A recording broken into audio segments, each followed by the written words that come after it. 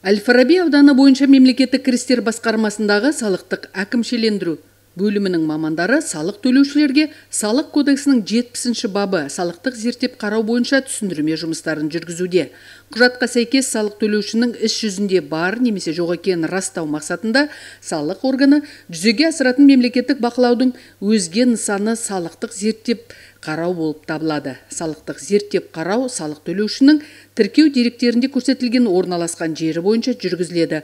Оған қатысу үшін салық кодексінде айқындалған тәртіппен куәгерлер тартылады. Салық төлеушілерге әртүрлі жағдайда салықтық зерттеу актісі жүргізіледі. Ол жерде салық төлеушінің заңды тіркеген жеріне, яғни заңды орналасқан жеріне салықтық зерттеу актісі жүргізіледі. Егер ол заңды тіркеген орында болмаған жағдайда біз оларға хабарлама жібереміз салық төлеушіге. Яғни хабарлама жібергеннен кейін біз 20 жұмыс күнінде ол салық төлеуші жауап беру керек. Егер 20 жұмыс күнінде жауап бермеген жағдайда біз оларға бірінші кезекте банктық есептегіш шоттарды бұғаттаймыз.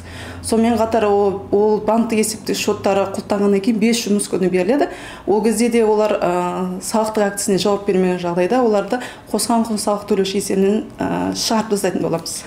Салықтық зерттеп қарау нәтижесінде салық төлеушінің тіркеу деректерінде көрсетілген орналасқан жерінде іс жүзінде жоқ екен анықталған жағдайда салық органы мұндай салық төлеушіге салық төлеушінің орналасқан жерін растау туралы хабарлама жібереді.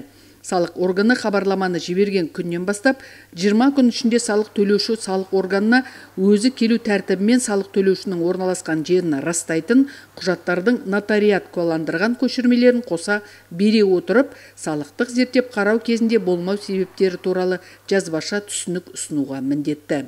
Хабарламаға уақытылы жауап бермеген жағдайда біз салық төлеушілерге 288-ші бап бойынша әкімшілік құқық бұзушылық бірінші кезекте ескерту саламыз. Егер тағы да қайталанса 15 айлық көрсеткіште айыппұл салынатын болады. Салықтық әкімшілендіру бөліміндегілер егерде көтерілген мәселеге қатысты салық төлеушілерде сұрақ туындаса жауап беруге дайын. Әл-Фараби ауданы бойынша мемлекеттік кірістер басқармасы Төле би көшесіндегі Ақбар көтерме сауда орнының жанындағы ғимаратта орналасқан.